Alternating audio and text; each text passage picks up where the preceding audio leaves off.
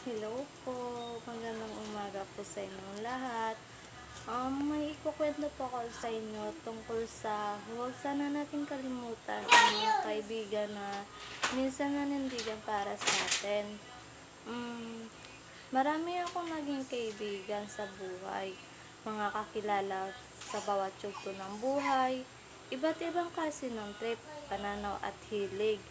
May mga naging kaibigan ako na naging kalaro ko noong bata ako.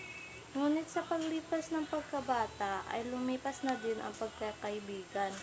May mga naging kaibigan ako na nakasama ko sa mga hilig ko diskubre.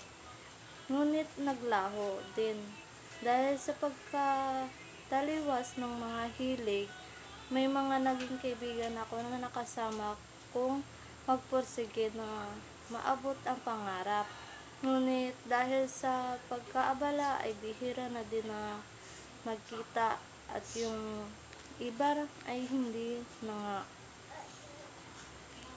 May mga naging kaibigan ako na nakasalamuha sa pagpursige sa buhay, ngunit nagkalayo dahil sa tawag na responsibilidad. May mga kaibigan ako na bigla na lang lumitaw at bigla na lang din nawala, bigla na lang nakasama sa araw-araw at bigla na lang nawala sa isang araw.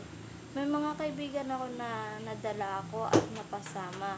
Meron din naman na dumaan lang para mapaalala at matauhan.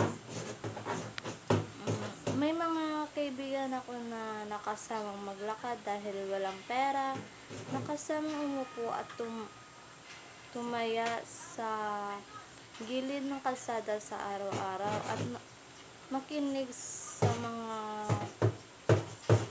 walang kwentang pinag-uusapan at tawanan. May mga kaibigan ako na tumayo sa tabi ko sa mga panahong bumagsak ako dahil nagalinlangan na lumabay sa panahong nabulag ako. May mga kaibigan ako na parang kapatid ko na o higit pa. Malayo man sa isa't isa pero puso ko ay hindi mawala.